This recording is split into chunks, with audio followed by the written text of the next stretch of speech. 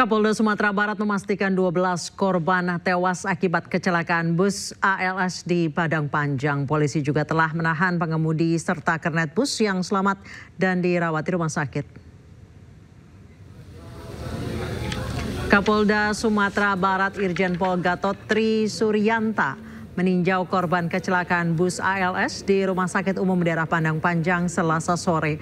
Menurut Kapolda, dari jumlah total korban 35 orang, 23 diantaranya terluka. Sementara itu 12 korban meninggal dunia, 7 diantaranya laki-laki dan 5 perempuan.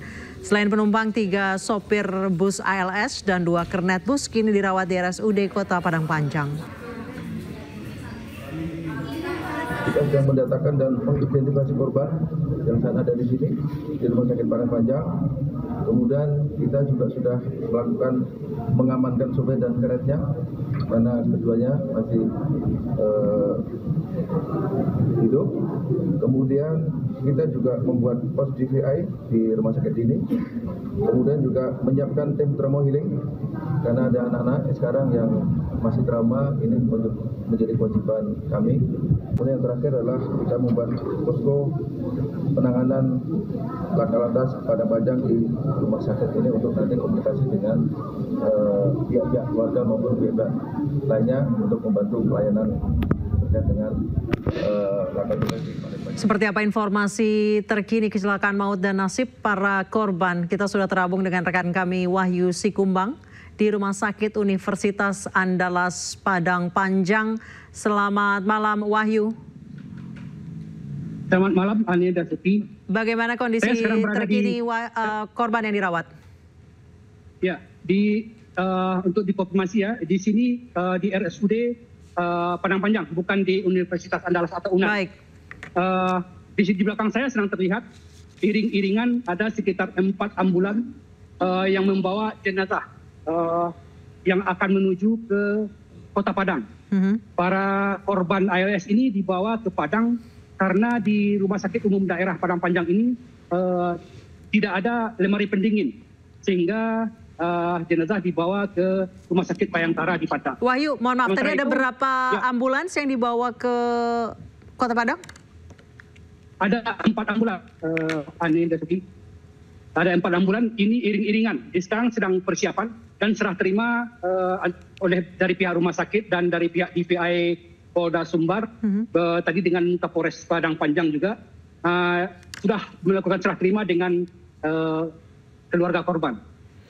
Baik, sudah berapa jenazah yang diklaim oleh keluarga? Ada 3 keluarga tadi yang sudah mengklaim jenazahnya dan sudah dilakukan serah terima. Sementara yang 4 ambulan ini berada di dalamnya ada 4 jenazah yang belum diklaim oleh keluarga sehingga harus dibawa ke Padang karena dikhawatirkan jika masih tetap berada di rumah sakit ini akan membusuk karena tidak ada lemari pendingin. Demikian. Baik, Wahyu, berarti sudah ada 3 jenazah yang diklaim oleh pihak keluarga, 4 dibawa ke rumah sakit Bayangkara, berarti masih ada 5 jenazah lagi. Itu kondisinya saat ini berada di Universitas Andalas? Bukan, semua jenazah, ke-12 jenazahnya masih berada di ruang pemusaran Rumah Sakit Umum Daerah Padang Panjang. Baik. Kelimanya yang lain itu akan menyusul dibawa ke Padang. Demikian. Baik, terima kasih Wahyu Sikumbang yang berada di RSUD Padang Panjang. Terima kasih atas laporannya. Selamat bertugas kembali, Wahyu.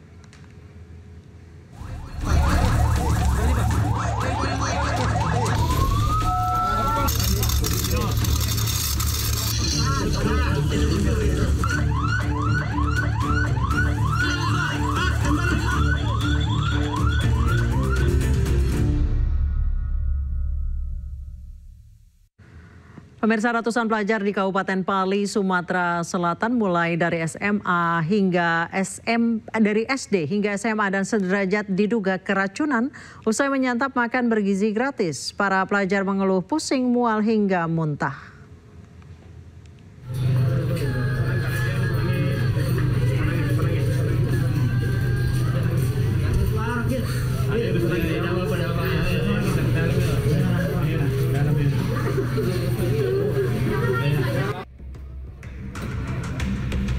Ratusan pelajar di Kabupaten Pali ini terus berdatangan ke Rumah Sakit Umum Daerah Anwar Mahakil di Kelurahan Handayani Mulia, Kecamatan Talang Ubi, Kabupaten Pali, Sumatera Selatan untuk mendapatkan perawatan medis.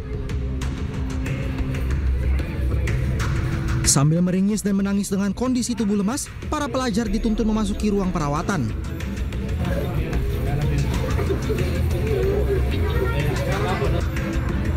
Bahkan ada pula pelajar yang harus dibopong dan menggunakan kursi roda karena sudah tidak mampu untuk berjalan.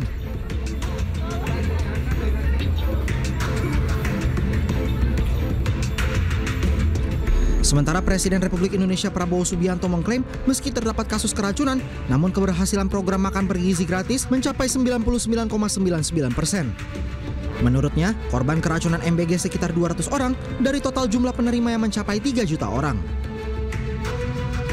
Di awal Mei hari ini memang ada yang keracunan.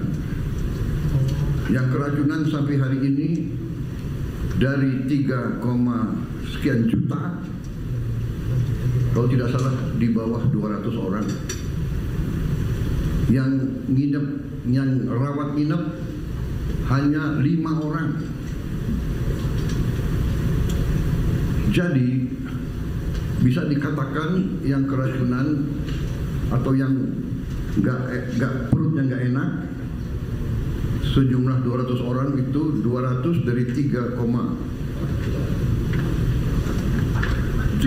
sekian juta, kalau tidak salah adalah 0,005. Berarti keberhasilannya adalah 99,99%.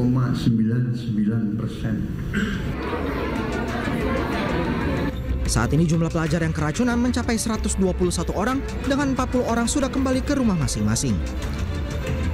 Tim Liputan iNews melaporkan.